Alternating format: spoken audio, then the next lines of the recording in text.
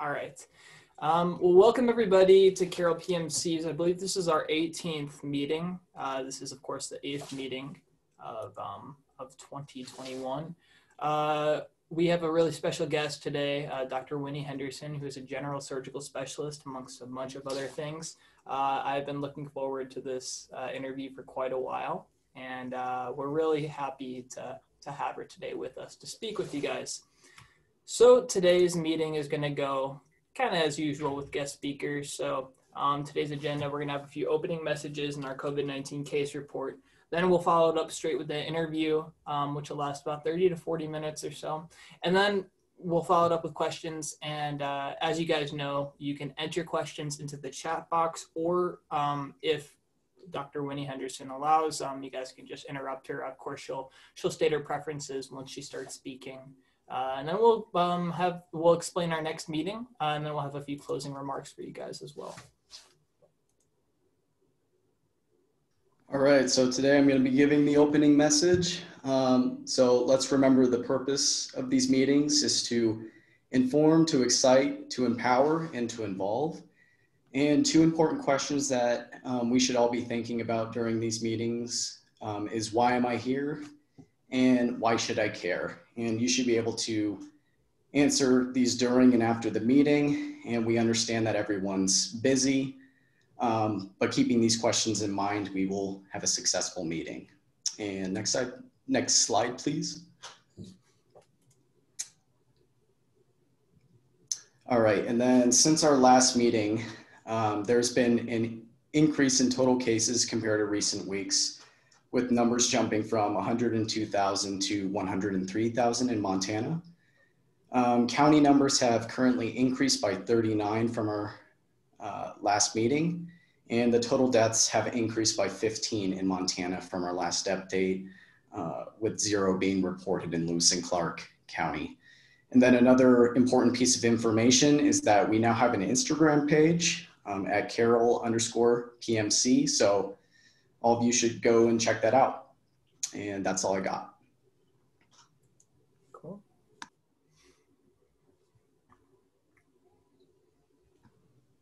Was I also doing this? So on this note, just like what said, for the COVID updates, Lewis and Clark County Public Health has updates for what phase the county is in and any restrictions that are currently in place. All right.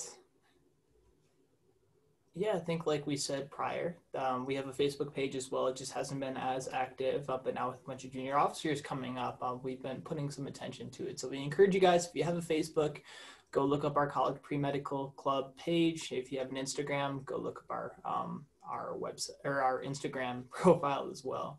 Last but not least, if you have an NREMT license and are looking to work as an EMT in Montana, specifically in Montana City, which is about 10 minutes away from Helena, Eagle Ambulance is hiring. For those of you who have been to meetings before, that is my place of work. We are going to publish our new website next week, so I am not sharing a link to our website yet because it's going to change. It might even change before this recording is up. But if you guys are interested, you can contact me, my Carroll email or Pre-Med Club email with further questions. But yeah, as of right now, you would need an NREMT license to apply. And then you could work on getting your state license if you still need to do so. But we are hiring, and if you're interested, talk to me or apply online. Just Google Eagle Ambulance in Montana City. And without further ado, I believe, yes, please welcome Dr. Winnie Henderson. We are really excited to have you here with us today. And by all means, take it away. The floor is yours. Well, my pleasure to speak with young people. I am a general and breast specialist. It's a very needed specialty, obviously.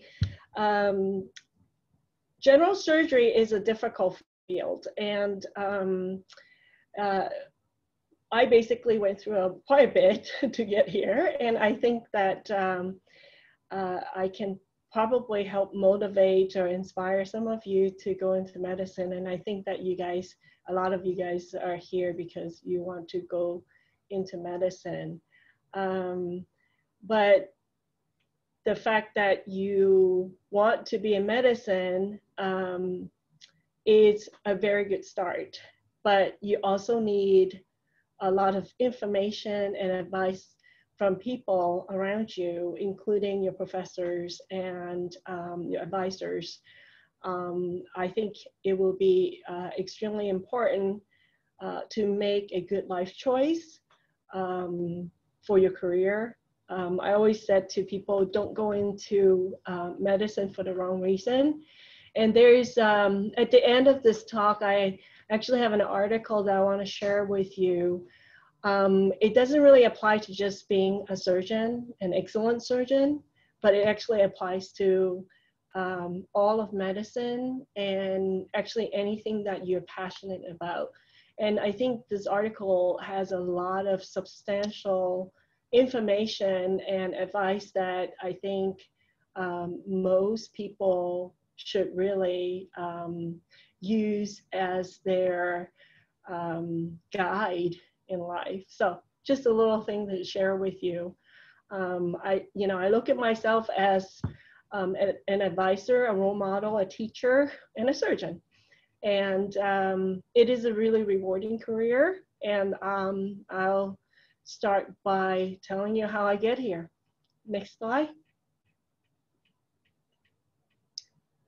So I recently started a new practice called Oregon Surgical Wellness with another surgeon, also a female surgeon.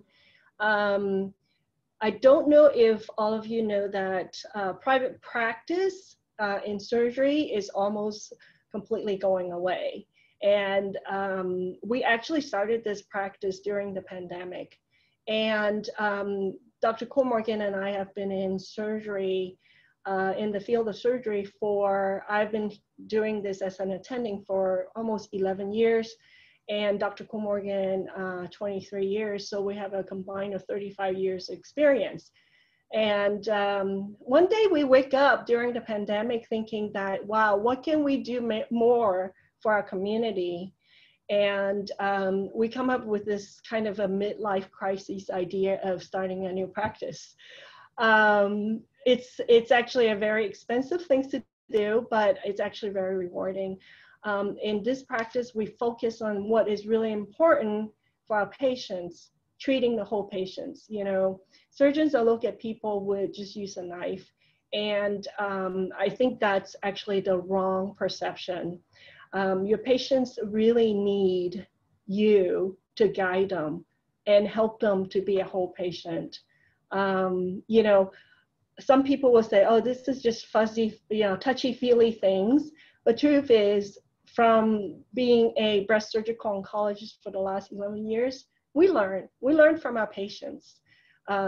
Your patients in the future is going to be your best teacher, because you will learn from your experience how to better yourself and better your career by learning and listening to your patients. So listening skill, communication skill is one of the most important things in medical school, in medicine. So just because a surgeon, people are shocked to meet me because I'm a surgeon, I'm supposed to be fitting a certain prototype as being a surgeon. Maybe I should have a little bit of arrogance and should be, be like direct, straightforward, but nothing like touchy-feely and talk to your patients like they're a real person. People are actually shocked that you're really my surgeon. Those comments actually very, very, I actually take some as compliment. It's very complimentary. The other thing that we are doing with our practice is we follow quality surgical outcome with 5 national surgical outcome registry. So all of our patients' outcome are as transparent as it could be. We know our infection rate, we know the complication rates, and I think surgery should be conducted that way, surgical field should be conducted that way, because if you don't, your patients actually don't know what they are going into. They are putting their life in your hands, and your hands is going to make them better. And I think transparency is one of the key to success in medicine. You know, if you're making mistakes, you have a complication, you just tell the patients what happened. And I think that's probably the most important lesson to keep in mind. You know, I mean, being a doctor, we all have malpractice insurance. You have to always, that malpractice suit is always lurking somewhere. And in order to be a good doctor, you have to be completely honest, transparent, and communicate with your patients in the best way possible, that they understand you really care about them. So this is probably one of the most important things that you will hear, you know, trying to get into medical school, trying to become a future doctor, a really good future doctor. So as many general surgeons, I am certified in the American Board of Surgery, but I also have advanced training in breast surgical oncology, and my trainings specialize in oncoplastic and hidden scar breast surgery. So the surgeries that I do for my breast cancer patients, they have incisions that are not visible. Okay, we use incisions that are not visible. So not having a scar in the breast actually helped with reducing their psychological stress, not just after surgery, but many years down the road, so that they would not be reminded of the breast cancer diagnosis, which is a very traumatic thing for them to go through.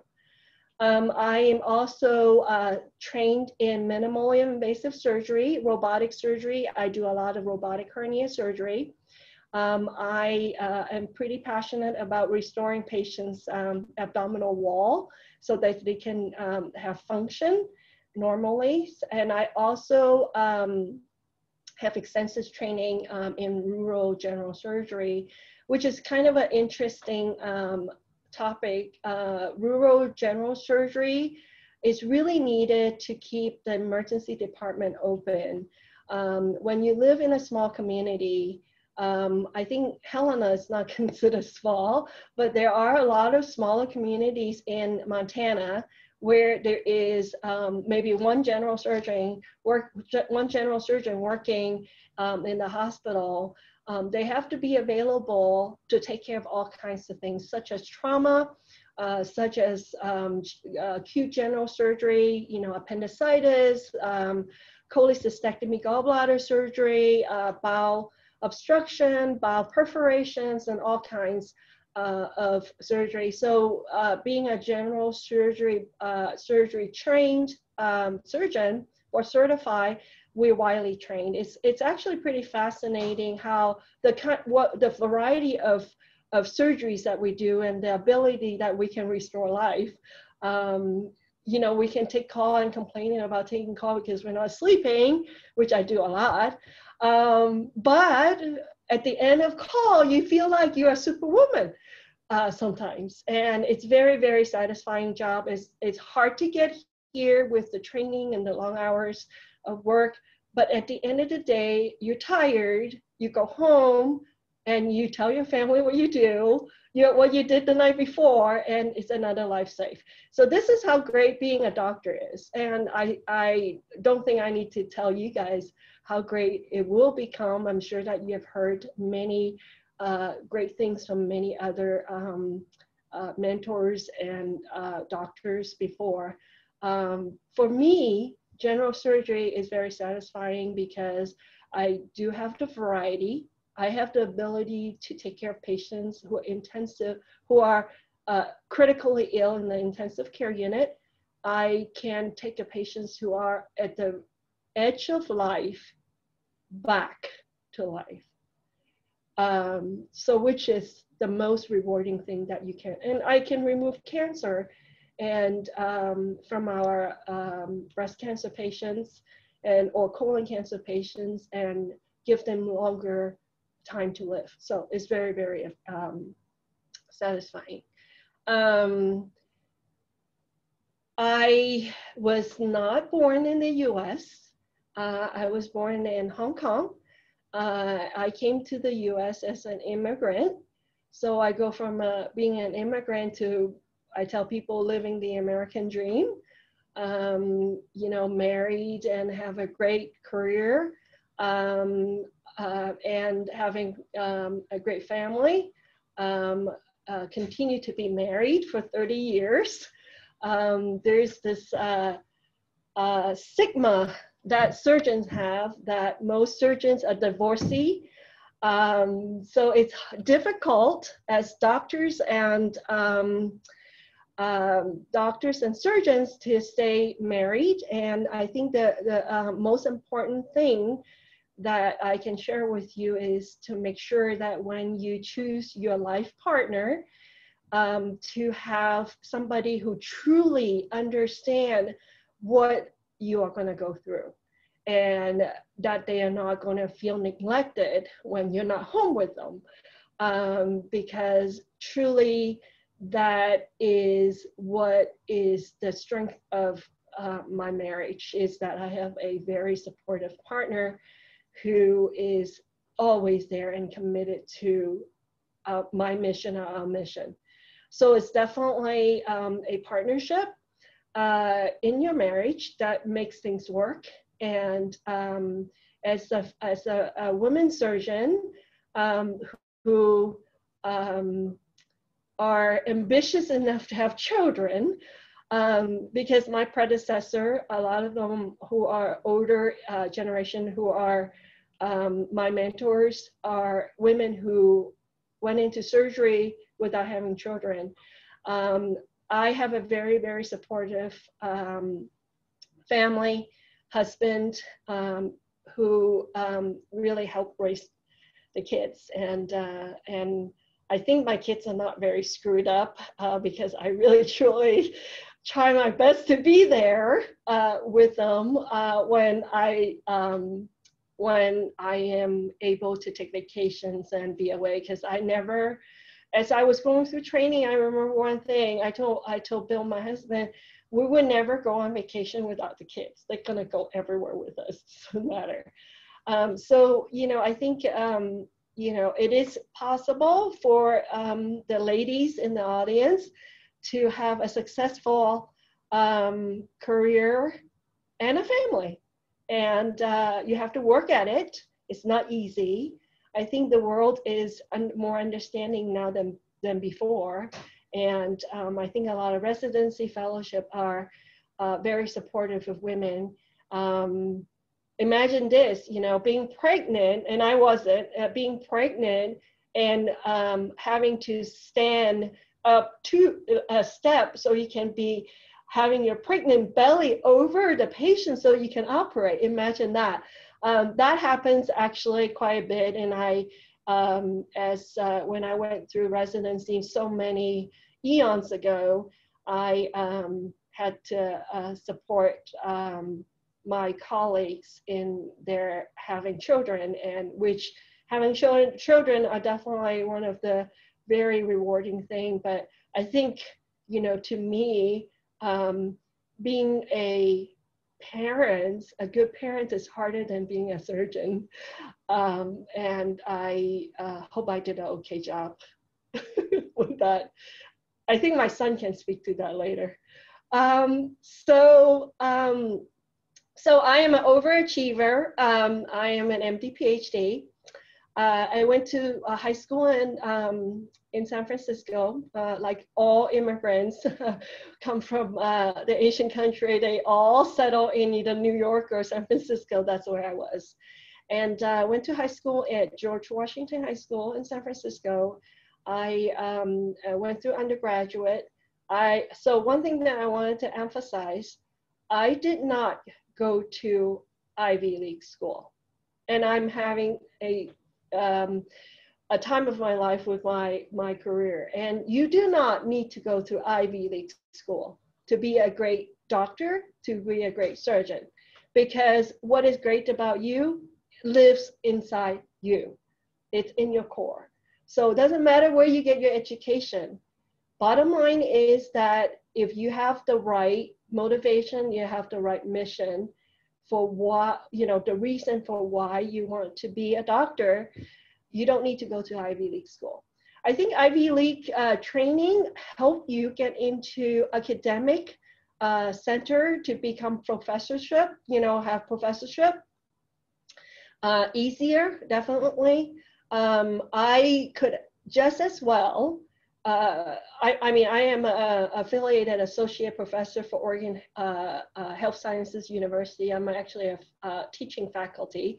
We have medical students here and a PA student as well, and a physician assistant student. So I think one of the people I actually trained, Stephanie Henderson, was actually spoke to you guys previously. So, I think that truly, if you, depending on what kind of career you want, if you want all academic career, then go for Ivy League, school. But I didn't come from my Ivy League background. I basically went to a university in Nevada, and then I went to a college in Fresno, California, which is a small college. So, going back in front of me as I get the slide about George Washington High School, California. So I was an immigrant, so they put me in ESL, so English as a second language. So I don't think my English is that bad, but I do have an accent. But I went from, taking the ESL to the salutatorian. So, and you know what? I'm very proud to be a nerd. I think you have to be a nerd in order to be successful and get into medical school. And I have a conversation with an anesthesiologist the other day, and he said, you know what? All those people who are not nerdy and they didn't study and they were partying in college, well, you know what? I'm better off than they are right now. And so, you guys are doing the right thing because you're focusing on studying and getting those grades, those GPAs and the MCAT score. That's what you wanted to do. So one of the questions asked of me was whether I knew I wanted to be a surgeon or a doctor. Yes, I wanted to be a doctor. I took AP Anatomy and Physiology in high school. I had a great time dissecting a cat into little pieces and trying to figure out what exactly, how the eyeball works and all of that stuff. So I guess that was the beginning of, Dr. Henderson, the surgeon, even in high school when I was, 16, 17 years old. So I kind of got that inclination, and it didn't gross me out. So, I guess it was okay. But when I talk to people about it, it's like, oh, yuck, that's what you did. That's kind of gross. And, the formaldehyde on the cat was actually pretty stunning smell. If you've never smelled that before, wait until you get in medical school with your anatomy class. You're gonna smell that in your pore after hanging out with your cadavers. So, so can I have next slide? See what I have to say. So I went to University of Nevada, Reno. It's actually interesting going from San Francisco to University of Nevada, Reno, where in the 1980s, there are very few Asian people in Nevada. And I kind of was the only Asian female in most classes. So, I was okay with that. And I think I lost some of the Asian accents while I was in Nevada anyway. So, and then I got married in 1990 and I had my first child in college. And after that, I moved to Fresno, California, because that's where my husband's from. And I finished my undergraduate study in Fresno State. Now, while I was in Reno, Nevada, I think I didn't drink coffee until later in life, but you know, I was having way too much energy. So I was working like full time and going to school full time. Actually can't even remember how I did that. It was too many years ago, but I was in public relations and marketing for a major casino, Harris Casino in Reno. And then I also volunteer and eventually be hired by Planned Parenthood. I know you guys are Catholic college, so but you know, that's what I did in the past. And Michael and I don't talk about these things. You know, we have a line drawn. You know, like whenever we talk about difference in opinions, we both have our view about life.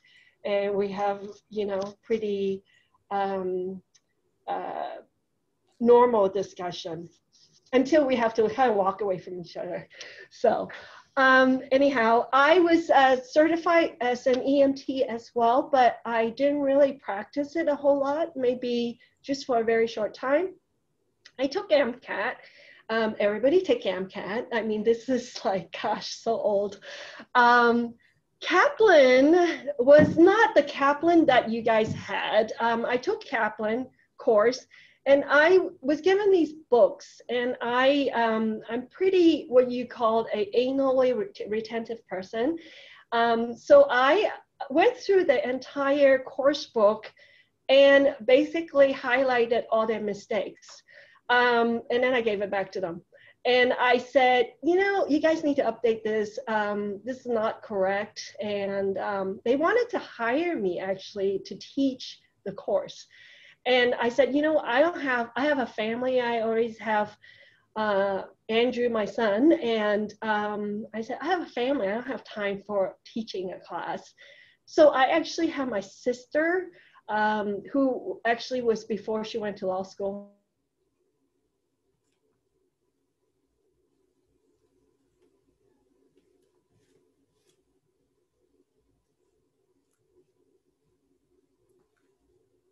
Yeah, I'm pretty sure you're aware, but we cannot hear you currently. You cut out just a few seconds ago.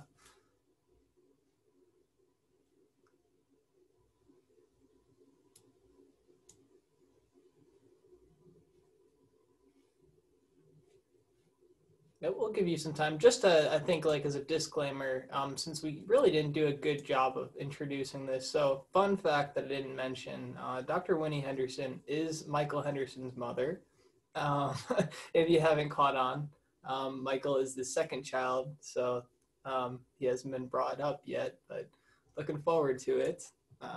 Just figured we'd give that additional information. How's your audio, Dr. Winnie Henderson?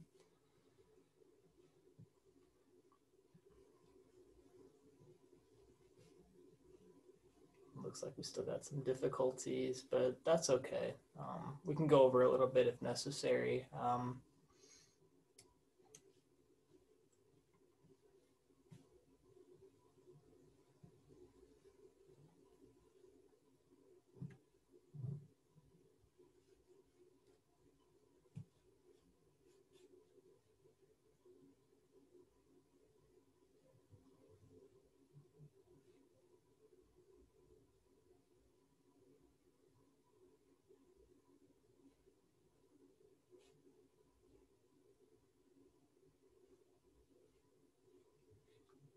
Oh, I think she left and she's going to try and rejoin. Maybe. Yeah, that works. Cool. Yeah, there's a chance we might go a little bit over today, you guys, just to allot her the time to finish the presentation, because she's still got a lot more to cover. So by any means you have to leave, that's completely fine. And but by all means, I recommend you stick around. What we can do probably as well is if you have questions and you have an exam, let's say tomorrow, or something more pressing, feel free to leave the questions in the comments and we can address them, and we will have this recorded. So that'll be available. So if you have questions and you need to leave. Hi, can you hear me now? Sorry, my computer went to sleep and then just completely shut off. So, yeah, technical difficulty. Always these things happen in Zoom. It's completely fine. We're Sorry about that. So I was just saying, you know, with Kaplan, it's kind of interesting. I actually was the matchmaker for my sister and my brother-in-law because I couldn't take that job that they offered me to teach the students, so and to manage that area. And so I told them that my sister can, you know, take the job at Kaplan, and that's how my brother-in-law, who's a cardiologist, met my sister. So there's all kind of like stories to how everybody's come together. So I already kind of touched on the location of the school. Oh, actually I didn't. The location of the school you choose and your family. So it's become very important. For me, it was when I applied for medical school and my residency, I actually look at whether it's a great place to raise a family, because if you do have a family, or, you know, some people will look at whether there is outdoor life, because, you know, some people need a relief. You know, after studying for a long time, you know, like Michael Henderson, has to go climb ice, which it's very, very concerning for his parents, but we won't go into that. So fun facts, I am old. I'm in my 50s, and when I applied to medical school, there was no computer that I used, or internet or cell phone. We use word processor and typewriters to do our application for medical school. So that's how long ago this was. But as you can see, you know, I mean, I did my PhD, and I have written many papers and I've done many presentations. So I acquired those jobs or skill over time. Not from college. I learned how to do typewriting from college. So that's what I got out of my college years. Much different than what you guys' experience is. So next slide.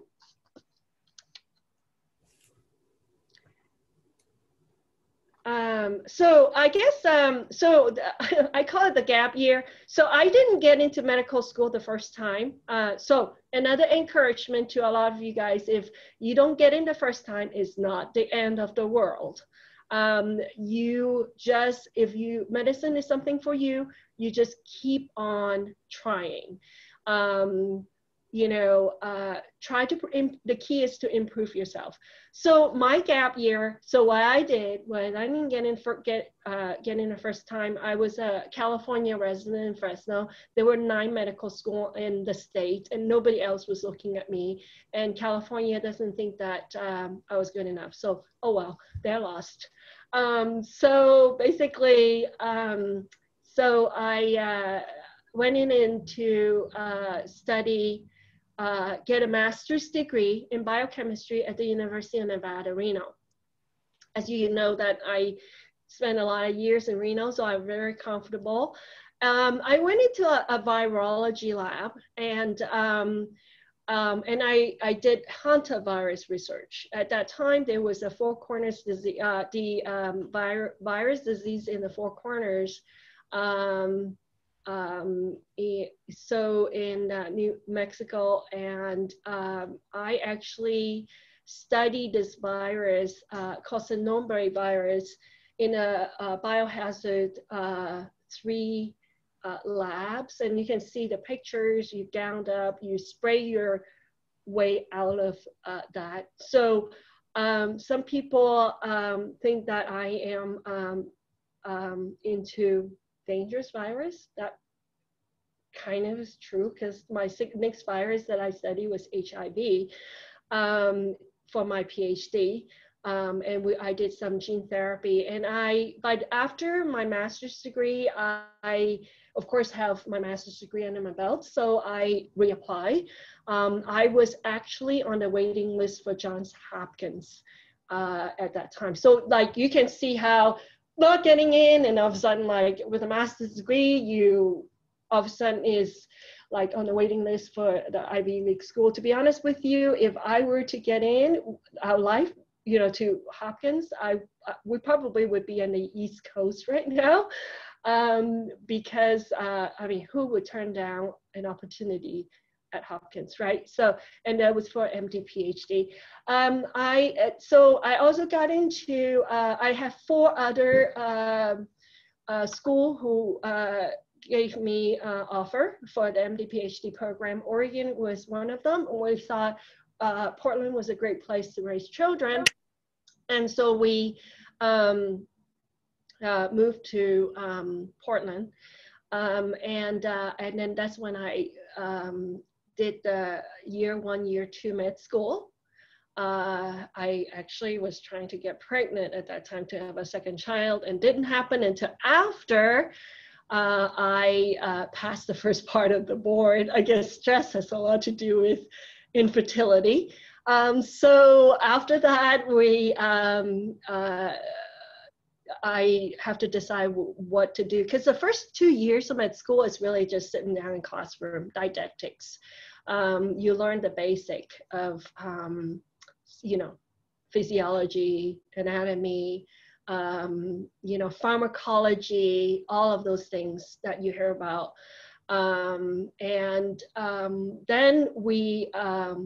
Then we got pregnant, and my decision at that point was to go into my 3rd and 4th year of medical school versus going into my PhD program. And we didn't really, you know, want the intensity of med school. 3rd and 4th year are doing clinical rotations, and the fact that you would be exposed to a lot of germs. We didn't, with a new baby, we turned out to be Michael, who we don't want to have him exposed to, you know, like dangerous things. So I went into the PhD program, interesting enough, but because the fact that I like dangerous virus, I couldn't actually start my year of research until after I gave birth. So anyhow, that was about 6 months or 9 months of quote unquote wasted time. Sorry, Michael, you're not a waste, but wasted time. So I did a 5-year PhD program. I was in preparation for a lot of the didactics, the basic stuff. I was, you know, taking classes. So, you know, the truth is when you go into these combined program, you really have to plan. I think there are many ways of doing MD PhD programs that right now. You could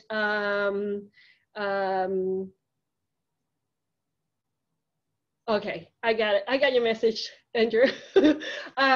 When you are trying, so you can do it like year 1, year 2, year 3, 4. So you can do it all together, and then you can go into the PhD program. Or you can do the PhD program first, and then you do the medical school part. It all depends on what your end goal is. At that time, I didn't know if I wanted to be a clinical doctor or a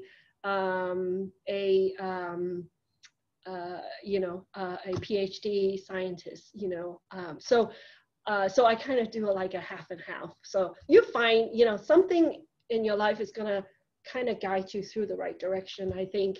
During my PhD, I actually probably developed a cell line for research that is still being quoted in a lot of, I'm cited in a lot of literatures because we developed a cell line for to study lymphoma with a gene therapy that I did. So Andrew was asking if what was I going through, what I was thinking about, how do I feel when I get rejected from medical school? Well, you know what? It's actually a common phenomenon. If you talk to a lot of people, the only thing that you can do is to get better. There is something about your application that is not 100%. So you can, a lot of medical school actually will give you feedback about what they want to see in you. So take advantage of when they give you feedback of, you know, what else do you need in your application to make you better?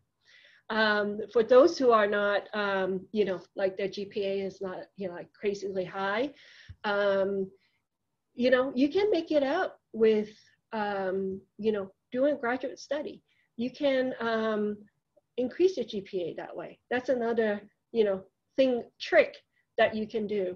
And at the end, you never know. I mean, you never know whether you become a medical scientist and spend all your time in the lab, or you do half and half. You do, you know, some research, and then you run a lab also, and hire people, PhD postdoc, to run your lab, where you are the brain for designing you applying for the grants and designing your research study, and, you know, going to the NIH and applying for grants. For me, I was fascinated with the clinical career. I find myself very drawn to fixing people. I think the fact that I have such a delay in getting into clinical medicine, because I did my, oh gosh, add up those years, a lot of years. I feel the need to fix people. I feel the need to be able to, you know, go in and fix something and they get better. And so I think surgery was, show me that I can go in and take out the appendix and people get better. I can take out a cancer and people get better. So I think, you know, my PhD study probably showed me the way, my path basically, because my path is that I'm actually a very impatient person, and I want things done. And I hung in there and did my PhD, which I do not regret, because it made it very easy for me to get top spots in my choice of residency. OHSU was my top choice, actually, even though I lived in Oregon, and for the sake of the family, I stayed in Oregon and trained there. And I also, there's a very interesting way of, it's a match when you do residency, when you match. So what that means is that when you interview with the different programs, you know, for residency, the day that you have this form and you filled in who you rank 1, 2, 3, 4, 5, and then they put in the same thing about you. And so when you have a match, it's kind of one of the most funky things that I have ever known. When you have a match, you go there. So almost everyone will match to something. I think that's how they ensure everybody match to the residency program. And then you can also do match that is a different specialty. So you can, like, if you're not confident going in surgery and that you will match in surgery, you can also try medicine. And so when you get 2 offers, then you make a decision. So it's medicine. I think though that is a really old school way of doing things. I don't necessarily agree with that, but for me, I match my top choice, which is OHSU. So, and having the PhD was probably the reason why I matched my top choice. I find the knowledge that I have with my PhD training quite useful. I use it to this day to explain to my patients about their cancer and why certain medicine work and why certain surgical procedure works. So, you know, it's not, even though I am not in, I don't have a lab, I don't, you know, run a lab right now, I still I do not regret going through that route. And I think it only adds to, you know, what's under my belt. You know, I think I'm unique in the way that I can talk to my patients about how the gallbladder works, because I really know, the anatomy. And I think you will seldom find a surgeon who will explain about the anatomy and how the function, the physiology, as much as I do. And I enjoy talking to patients and making them understand, because they have to understand before they let me cut on them. I mean, I have to gain confidence in the patient, gain their confidence within the short time that I spend with them in the office. And I have to show them that I care.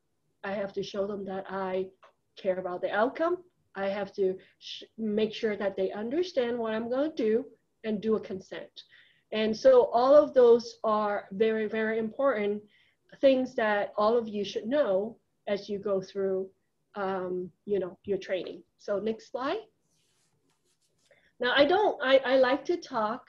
So I don't know when time is going to be over. So you just prompt me. Okay, Andrew? Of course. So, yeah.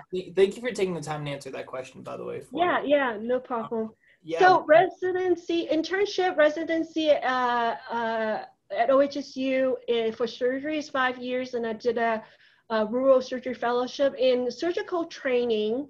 The 1 extra year can be a research year for people who are not familiar with research. They do, especially in the field of surgery, they do want the mentality of research. So having research experience actually will add to your attractiveness of, becoming a candidate for a surgical residence.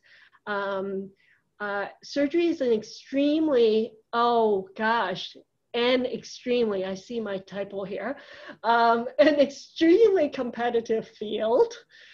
It was late at night, when I did that last night. So, it is very competitive. So if you are building a career as a surgeon, I would advise you that your medical school grades and your medical school recommendations and, all of that need to be cream of the crop. Because being considered to be in a surgical program is I think all of medicine knows that surgery is probably one of the hardest field to get into. I got lucky because I have, I just kind of stumbled into a graduate study, and then, and I thought I really like to do research, so I wanted to do more. So from not getting in medical school and getting a master's degree to, crazy enough wanted to do an MD PhD program, which lasts forever, and showing me that I actually am not that patient of a person. So I actually want to fix things, and my career as a surgeon is the perfect choice. And before I actually decided to go into surgery, I did ask my husband, and it was very interesting conversation that we had. He said, well, you came home tired every day, but the only rotation that make you talk to me and get all excited, it was surgery. So you're gonna have to go into surgery. And I said, Bill, but they said that eventually surgical residents are going to be divorced by their spouse and the family's gonna leave them. Are you sure you want me to go into surgery? And he said, you know what? And I think, the kids were so young, but apparently we actually had a conversation at the dinner table. And it's like, hey, mom's going to surgery. You guys okay with that? And I really don't think they know what they're talking about because they agree. So I went into surgery.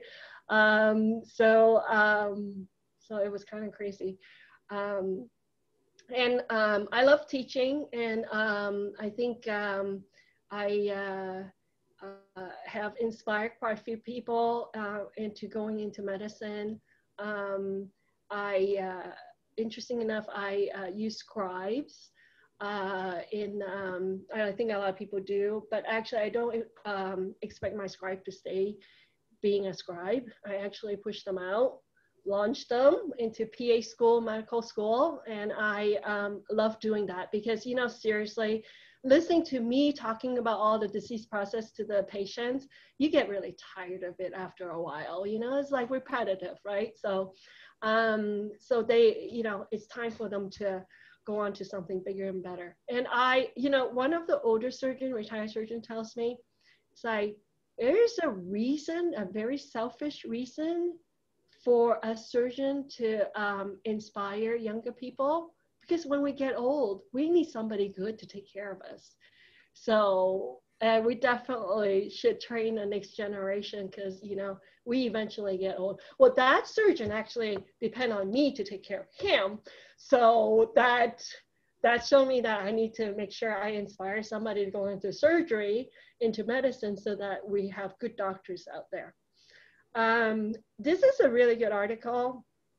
It's an editorial. It's what makes an excellent surgeon. I actually have the article in front of me, so I can just tell you a few things. And this is not just be a surgeon. Very technical, good technical skill. Okay, I'll tell you that. My mentor told me that I can train a surgeon, anyone. I can train a dog to be a surgeon, okay? I can train anyone to be a surgeon with the technical skill, but I can't train the passion. I can't train the decision, the correct decision making. I can't train the bedside manner. So if you want to be an excellent surgeon, it's not just technical. Technical is only part of it. Of course, you have to have two hands. You have to be able to, you know, focus on, you know what you're doing, tying, suturing, make beautiful incisions, close beautifully. I was told by an attending, and this is kind of rude, so I'm gonna just quote unquote, I'm saying that, I'm just quoting him. Okay, Henderson, use your retarded left hand now. You don't seem to be able to use your left. How can you be a laparoscopist? How can you be a good surgeon doing laparoscopy? Well, sorry, because of that statement, I went to the training box and I work my skill. I train myself.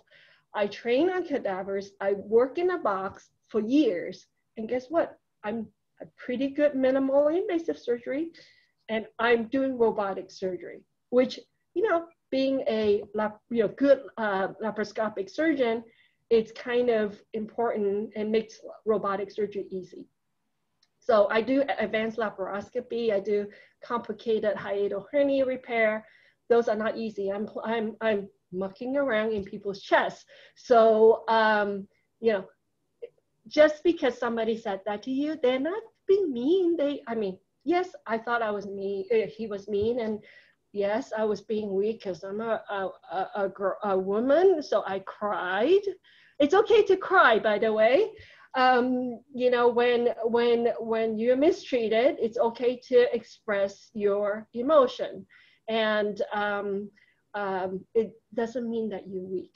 It just means that you're human. And that's really something really important to keep in mind. You can cry with your patients and they're not gonna think that you're weak. They just know that, oh, this doctor has a heart and they really care about you. So the good skill, good technical skill is kind of, you know, something that you kind of have to, you know, should have. First class judgment, that is the most important thing in the operating room. If you can't make a judgment decision, you are sluggish and you're slow because you like, oh, should I do this? Should I do that? You have to have enough knowledge and confidence in what you do and train well to make the best surgical decision. You know, just the merely 6 years of training, which is a long time, but they can't show you everything that you're going to see in your career.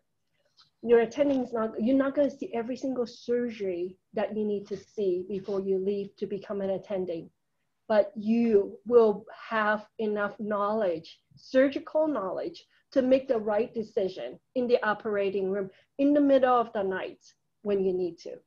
So that's something, the first class judgment is really important. And that goes with everything. That goes with climbing ice, Michael, or anybody who do dangerous things.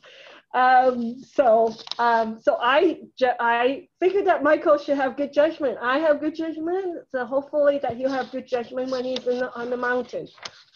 And then another thing is calmness of the mind. Oh my gosh, when you have a pending complication, when you are bleeding, when your patient's bleeding, don't panic.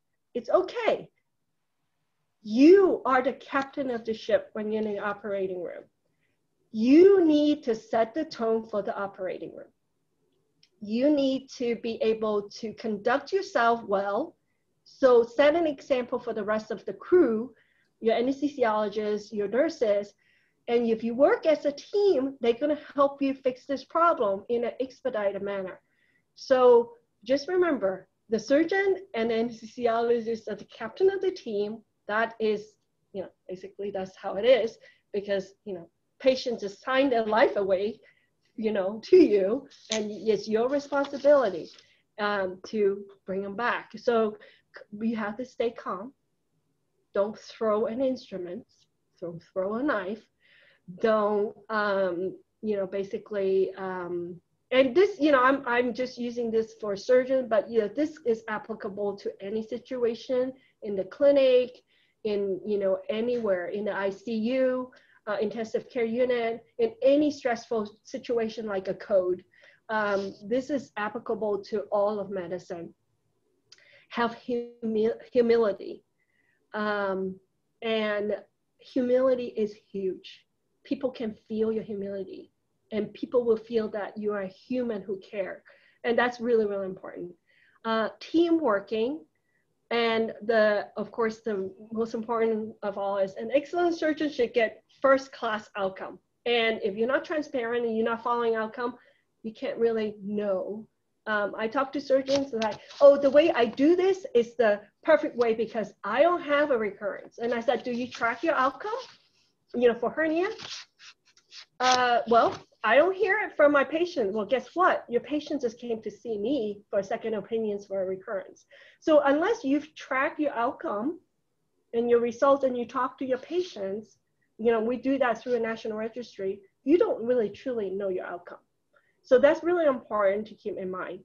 And also adapt to new things. So, I started doing robotic surgery just 3 years ago, and I tracked my outcome. I actually was lucky enough that the American Hernia Society actually put together a program to train surgeons who are interested in doing robotic surgery. So I was flown to Atlanta to the Da Vinci training program, and that's when I started doing robotic surgery. And then I also talked about communication skill, very important. If you don't want to be sued, you better be able to communicate with your patients, whether you're a surgeon or medical doctor. Good leadership.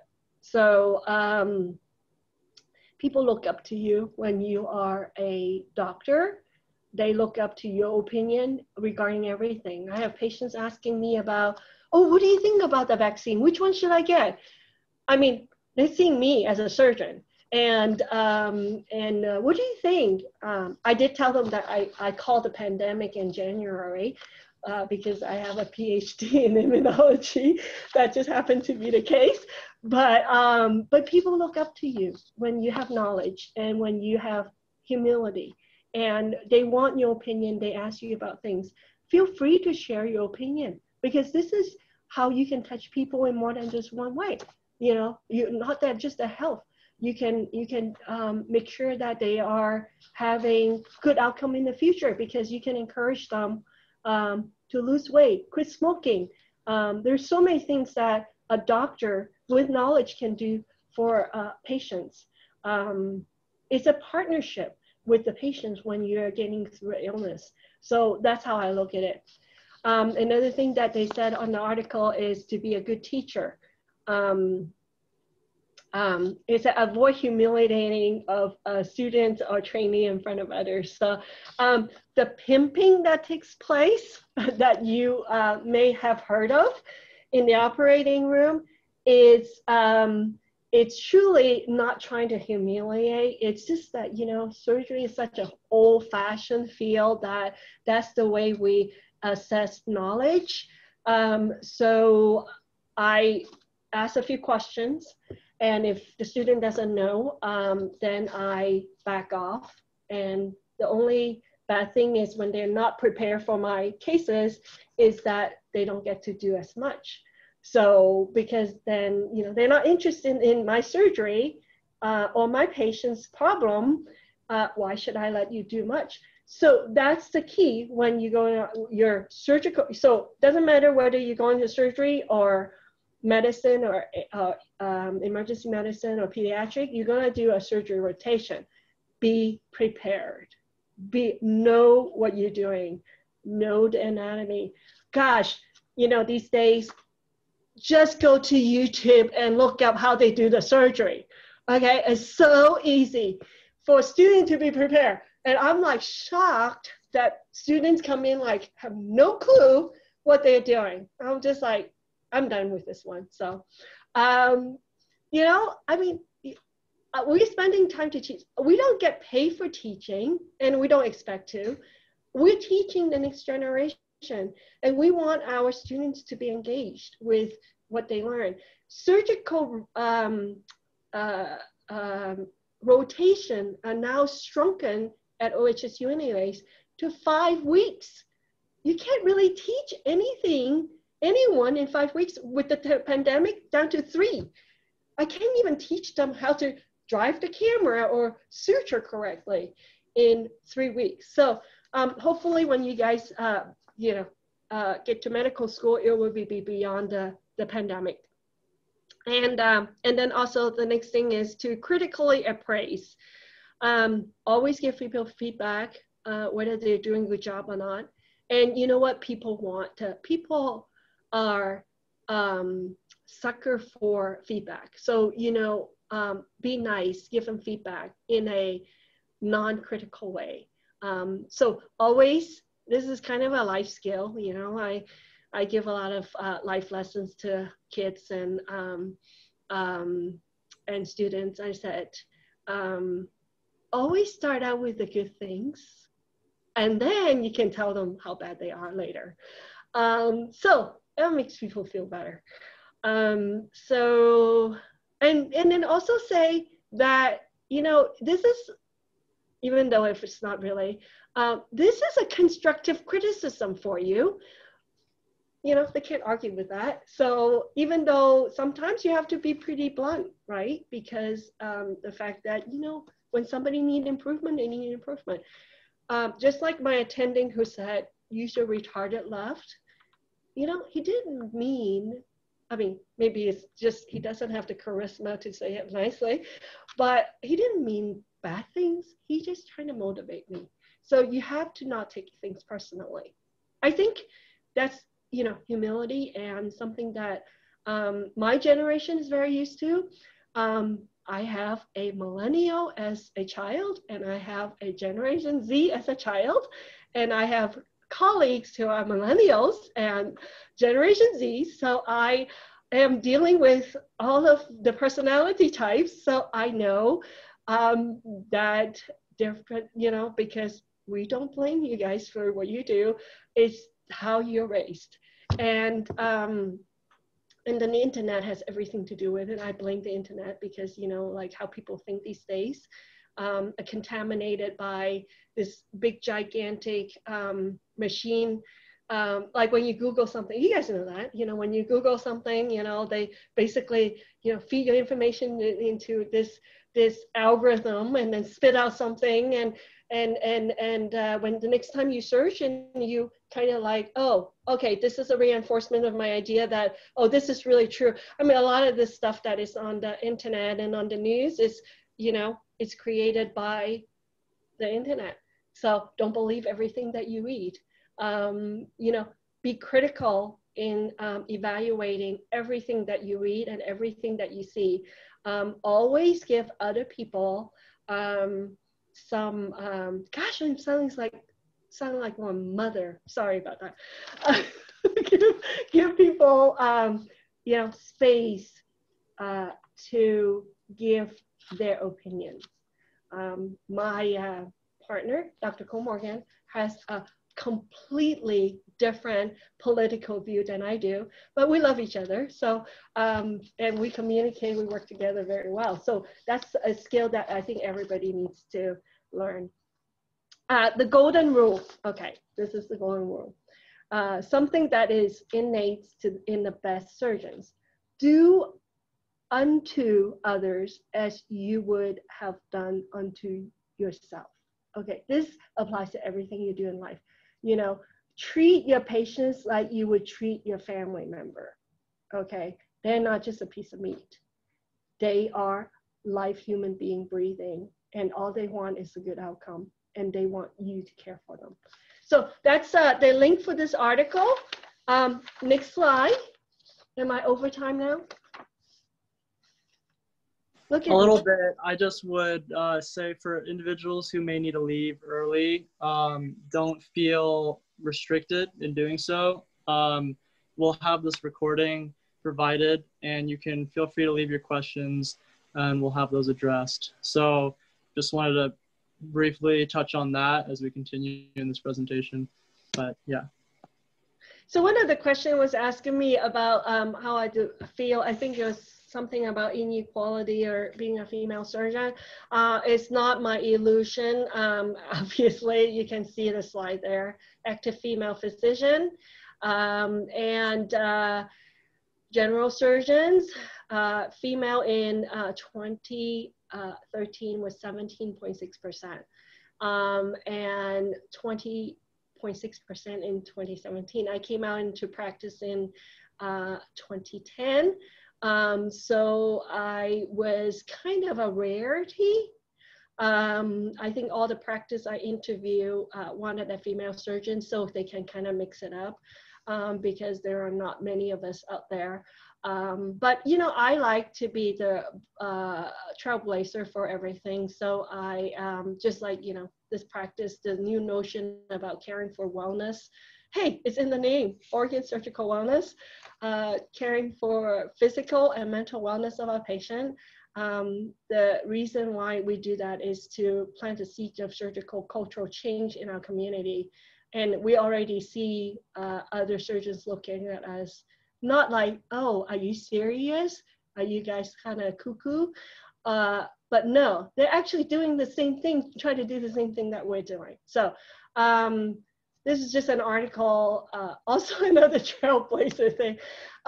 For the Lane County Medical Society, they wanted to change their style of an old magazine, you know, for the society. I was actually the first front cover in the first color issue of this magazine that came out in 2017. And just basically talk about what I do and stuff like that. So that's me. And I flaunt pink and red because, you know what, female surgeon is not just black suits. You know what, I like being a female and a surgeon. So I flaunt it a little bit.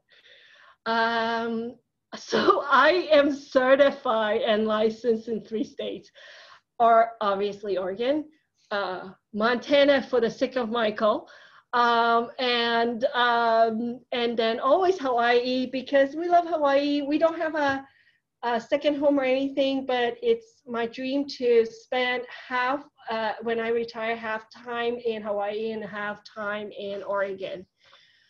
And Michael is thinking that I should spend some time in Montana or something. So this picture over here is with all the ladies. Love those blondes, and they are smart blondes.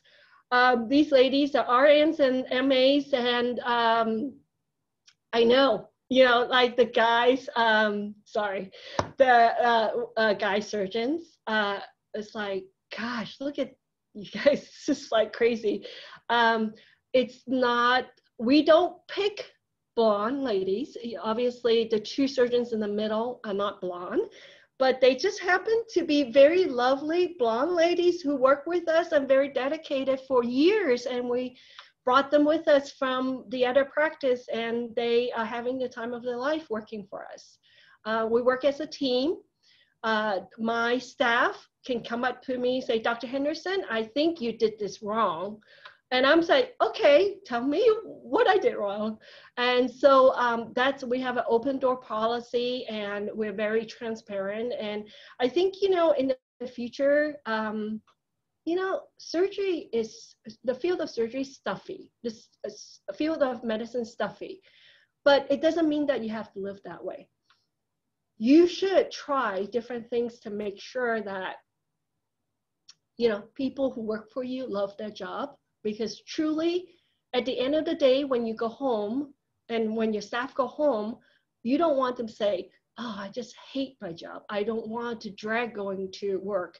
And that's part of the reason why Dr. Colmorgan and I, having been in surgery for so long and having all the sleepless nights, you know, taking care of people, we were getting burnt out, obviously. And so we were trying to find innovative way of sustaining practice or going to retirement really fast, early retirement. So I have too much to offer to the community, and I didn't think that I should retire yet. And I have to pay for Michael's school, so you know that's a big loan there.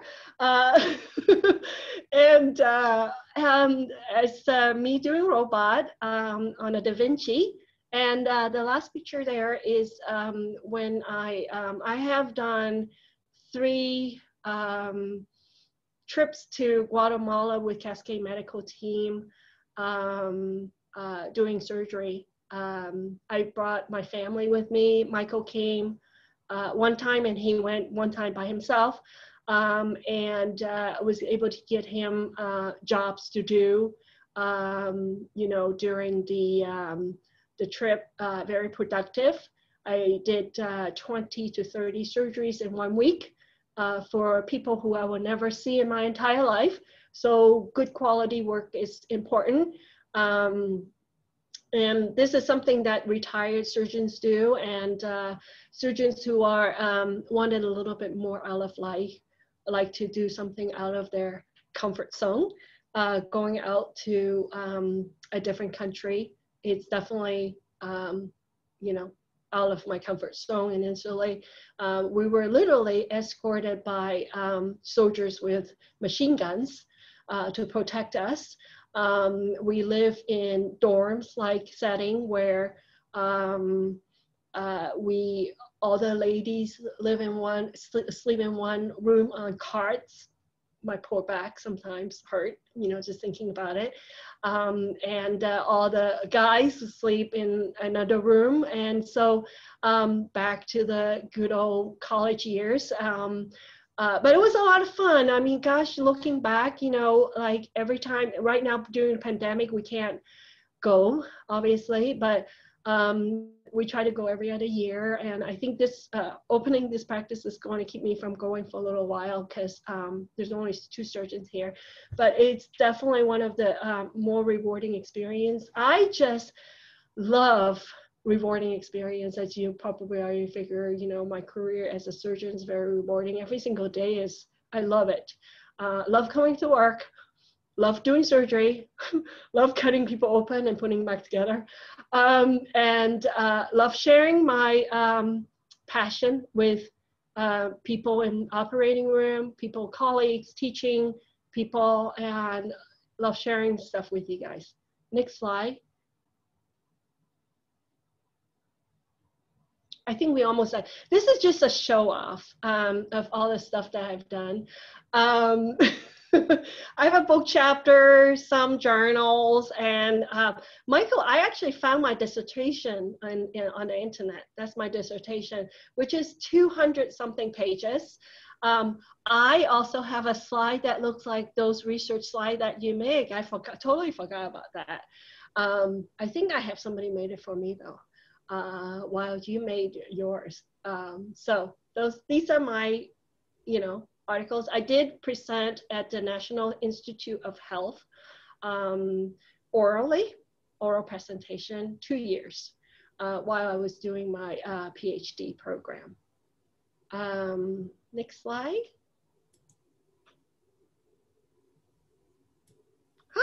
Look at this. So the top is all of the pictures I have with the Guatemalans and operating. Some of them were taken by Michael. Give credit to the photographer. And then my little family of 4, the American dream. My 2 babies, actually they're Michael's babies that he left behind. They become our babies. Haley and Kobe, and my funny husband, who's always trying to make me laugh. Gosh, the love of my life and the core of why I'm successful. Without him and the kids and the supportive family, gosh, your family is the most important thing to you. Just know that. Because just know that they're there for you. When something goes really wrong, you can always go back and talk to them or your friends. When I have a complication, I go home and I talk about it. Obviously, I don't name names or, but I talk to my spouse about it. There is actually a law that protects the spouse of doctors. They don't, obviously, HIPAA is that you don't tell, the names and you don't give anything identifiable, but you can actually talk to your spouse about what you did wrong or how you can do better. This is how all humans learn to improve themselves. I am probably an unusual surgeon with very little arrogance. Well, maybe I am kind of arrogant. I don't know. See, I just show off all my publications, but I'm pretty down to earth. I'm very easy to talk to, very approachable, and I think everybody should be like that. See, that's just my ego talking. But I think, I think I'm a role model, and I think sharing this with you guys will allow you to become a better human being, a better doctor, a better medical student, a better doctor. And for those who are wanting to go into surgery, I can teach you more. Any other questions? That's great. Thank you so much for this talk. Yeah, it was amazing. I know we went over a little bit of time, but it was. Oh, you know what? I have one more thing. The first thing that you guys put up was on life as a general surgeon specialist and why we are braver than we believe, stronger than we seem, smarter than we think, and love more than we'll ever know. That's from Winnie the Pooh. Okay, right? Christopher Robbins said that to Winnie the Pooh. How appropriate, my first name is Winnie. That was not the reason why I put it there. This statement is something that I can tell my patients, and the patient can express this to me and tell me. And that is the reason why I put it there. This is actually a statement that I put right next to my picture on my website. That's why it's there. And that's exactly where I found it from. And that all makes, I was like, whoa. that all makes so much sense now, as does a lot of things now. But yeah, thank you so much. Yeah, you're very inspiring. A couple of our members left you a little messages of thanks as well after you're leaving at 8:30. Said the same thing as well. If anybody on here has any other questions, feel free. I have like 2, I believe. But if anyone has any questions, feel free to shout them out right now. Just unmute yourself.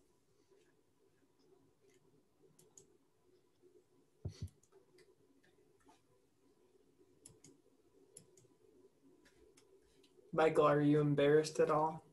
She took some shots at you. No, this is great. Now, come on. You think you did?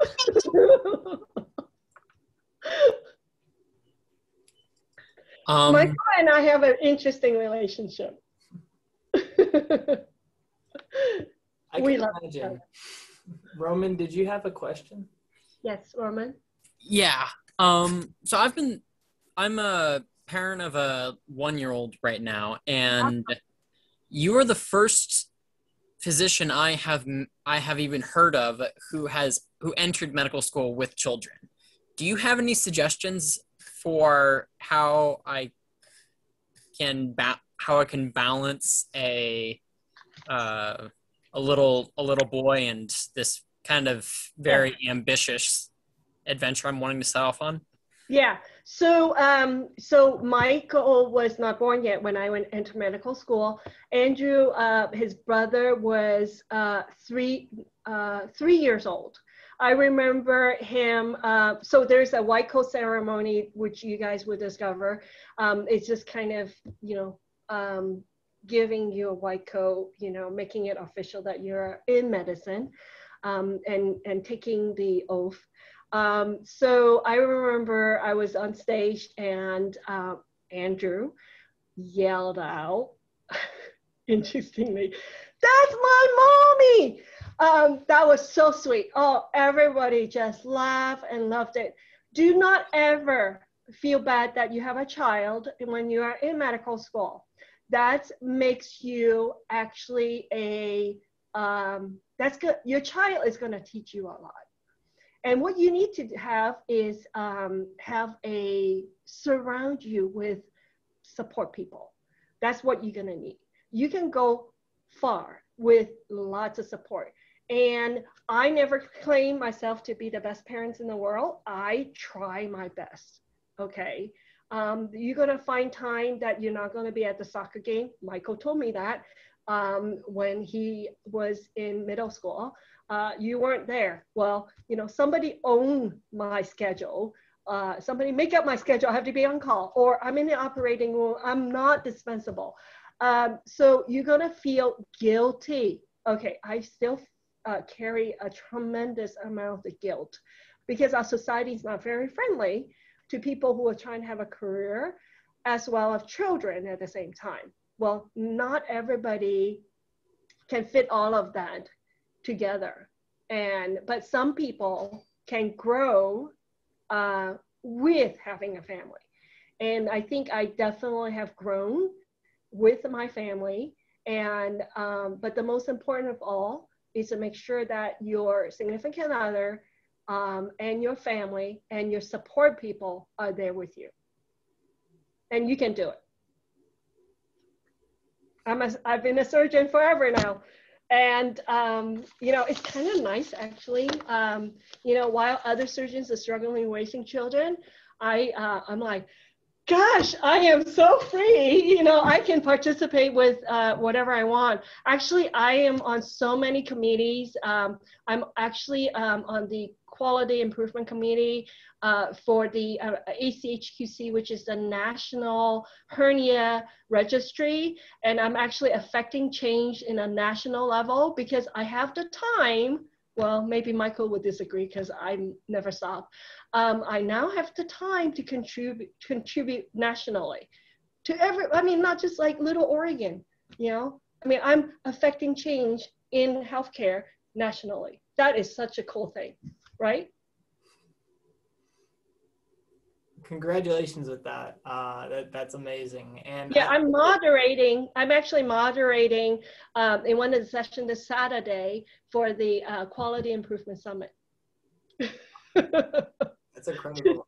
Yeah, you take on a lot of responsibilities. And I think before another question, I'd like to continue that train of thought really quickly into the question I had.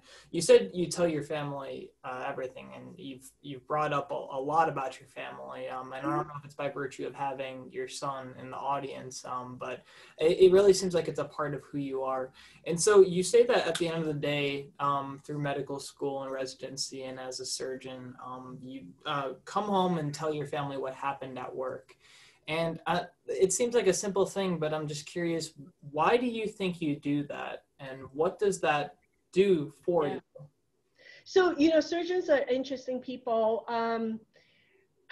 Surgeon gathers around and talk about what they have done in the operating room as part of, I think it's the ego talking. And we have a lot of enjoyment talking about the strange case that we have done. It's actually very interesting. But then when things didn't go right, we have what we call morbidity and mortality. People never wanted to talk about something that went wrong. But, as surgeon, we have M&Ms, morbidity and mortality, every month to go over mistakes. Wow, the public is going to be shocked that we make mistakes. Well, you know what? Sometimes it's not the surgeon's mistake. Sometimes it's the anesthesia mistake. It's room for improvement. And that's how the whole surgical culture is based on. Surgeons who are good and have humility are very, very bothered by complications. You want your your case to be completely, normal, and you want your case to go well. You want your patients to have a good outcome. Everybody wants that. But sometimes it's not up to you. Sometimes it's out of your control, even though you try to control every aspect. It's an embarrassment in a way, because we have really huge ego as surgeons, because we think we think that we can fix things. So that's when you have a complication, you're gonna go soul searching. And when you are searching your soul, like, what did I do wrong? You need somebody to talk to. Of course, obviously, your colleagues, you can talk to your colleagues. They can understand probably a lot of the technical part of what went wrong, but the emotional part, they may or may not be very supportive of you. After all, we are surgeons. We have to be objective. So I think being able to talk to somebody who truly understand you, such as your spouse or your family, it's a way you can get some kind of relief or reassurance that you are human, it's okay, you will do better next time. So I think every surgeon should have that one person, whether it's your friend, your significant others, your children, or your spouse, it doesn't matter. That one person is going to allow you to live a more normal life. By the way, suicide is extremely high in surgeon. And suicide is extremely high for doctors, but it's also extremely high for surgeons, because the fact that we are stuck in this traditional world of, us being perfect. We have to be perfect because surgery requires to be perfect. There's a lot of stress. And when you don't meet that perfection, you tend to blame yourself. You try not to blame your patient. And then you internalize the stress and the guilt. And if you don't have a person to talk to, actually Lane County Medical Society actually have a whole program for physician wellness. They actually have confidential, person, psychologist who we talk to. And if you ever get sued, you're gonna be devastated. The frequency of surgeons getting sued is extremely high. You need to be able to handle that. So, it's an at-risk profession, not just because we carry a knife to do with our profession, but it's at risk also for yourself. Wellness for yourself is also really important. So having somebody to talk to is really important. And, for, growing up with a surgeon, I think that, or a doctor, there's a lot of funny things, lingo that Michael actually know, like flatus, you know, I think that's farting. He used that big words even in middle school or maybe kindergarten. I have no idea. He just thought that is funny. You know, you have these big words for this, you know, funny thing that, you know, people know what people do. So, you know, it's kind of, you know, I rely on my family a lot for times that is critical in my life, and that's how I move on. You know, I think I talked to Michael sometime about things now that he's kind of grown up, you know, and is interested in medicine. So, but, you know, again, I don't tell, you know, him like names and, you know, so, I mean, I'm doctors with a lot of people I'm the doctors with a lot of people he knows, but he actually doesn't know who.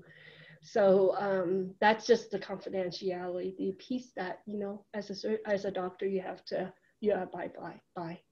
That's a very important part of that. Thank you for the response, by the way. See, Roman, this is great. Like when you get older and you're a doctor, you can just have this conversation and embarrass your child in front of all your friends. So that's a good piece of motivation right there. We have another question in the chat. This is from our junior officer secretary, Lissa. She asks, how do you manage all of your responsibilities? Surgeons are perpetually tardy people. That's how we manage our schedule. We actually, it's bad habit. We tightly schedule ourselves to the point where if I have to go from clinic to surgery off campus, I actually have to have them put in 30 minutes of drive time.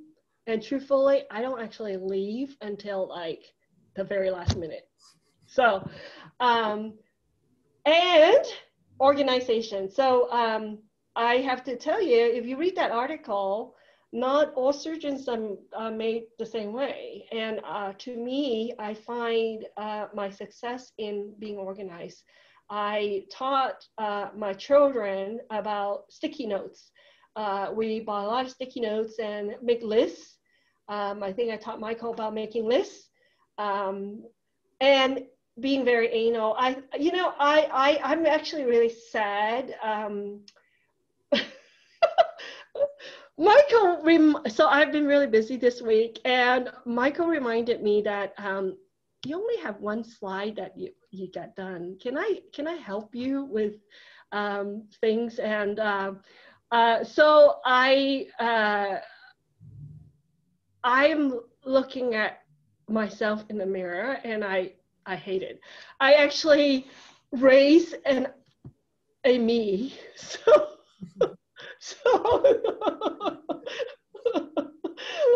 who's not afraid to tell his mom that we want to do well here. I talked you up. I was telling my staff today, I was like, yeah, because they all know Michael, because Michael hang out with us and volunteer and take pictures and stuff. And he said, yeah, my anally retentive child was telling me I have to do this and that. And I'm like, I just realized he is a mini me. Not so mini anymore. Right. The apple doesn't fall too far from the tree, usually. I know, Andrew, you know about his analness. Well, living with him for the past good semester and almost a second semester, yeah, it's really funny to just see the similarities between you two. So this is incredibly enjoyable for me. Yeah, so sticky notes, lists, those are, one thing that is going to make you a really good person and a reliable person is you make lists and you check off your list. And you're going to have this reputation. So reputation is everything when you're a private practice. You are going to have a reputation. It's like, I can depend on Henderson to get this task done. And apparently Michael had a question about that last night, but I said it will get done. And you know, it's reputation is everything. You should start to build your reputation right now. And my little advice to you is, if you are not, you want to achieve and you want to do a lot of things in your life, so your eulogy, okay, will be, you know, read by whoever with all of these things on there. Then start being organized. It's that simple. I like that. That was reminiscent of what Dr. Cole Morgan said when I interviewed her on our video interview series. She began with the answer to why I become a doctor was because that's what she wrote in her eulogy that she wrote for a school project. And so Yes, you told me about that. Right. If you haven't seen that video, you guys, it's on our YouTube channel. I spoke with Dr. Cole Morgan, who is the other non-blonde lady in the photo That's right. we shared. My surgical sister. Yes. Yeah. It was a very great conversation, just like this one. So I recommend you guys check that out as well. Do we have any other questions in the audience for Dr. Henderson? Thank you for the people who have stuck it out with us live for this entire time. But any other questions? So I have one last piece of advice, which apparently I think Michael did that. Was on your last slide. Oh yeah, no, I'll read that. I'll definitely, we'll get to that. I'll read that. Okay. And you can elaborate on it if you want, Sure. but yeah. Yeah. It's actually a very, very important advice. Yeah. Well, then I will go back on there and share the screen, and we will end this. So can all of you see the question slide? I think we're good. Okay, so really briefly before that, our next meeting is going to be in person. I know we've been strictly Zoom for the past 3 weeks.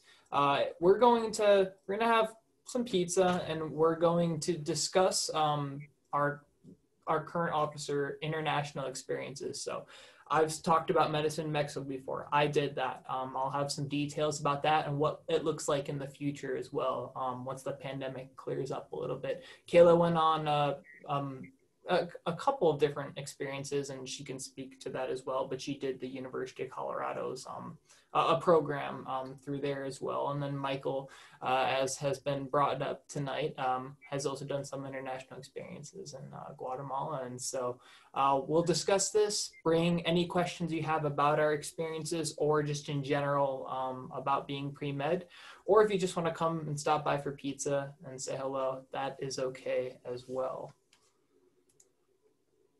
Yeah, and so with that, our parting message is by our very own guest. Happiness equals expectations met. And feel free to elaborate if you'd like. So this is actually, I use this a lot. This phrase is actually something that I took from a retired surgeon friend of mine. As I was frustrated with things, he usually put a sticky note with this phrase on my computer before his retirement. You know, we used to share an office. Truly, that you have to manage people's expectation, your patient's expectation. Yeah, that's why transparency is very important, and your own expectation. So when your expectation is too high, you're going to be disappointed and unhappy. Now, I'm not saying that you should lower your expectation, but just remember, not everybody's like you. And so you need to leave other people's space to grow. So you can expect a little bit less. If you are somebody like Michael, who expects everything to be perfect, then you'll be happier. So in order to be a happy person, you should keep this phrase in mind. Very well said. And with that, we end our meeting. Have a great weekend, you guys. Make sure to sanitize your laptops as well. And we look forward to seeing you next week, hopefully in person. But we appreciate you guys sticking around. I know this was a long one, but I know it was probably quite worthwhile. Sorry I talked too much. That's usually the case. Yeah, but it was great material. I mean, I counted 14 15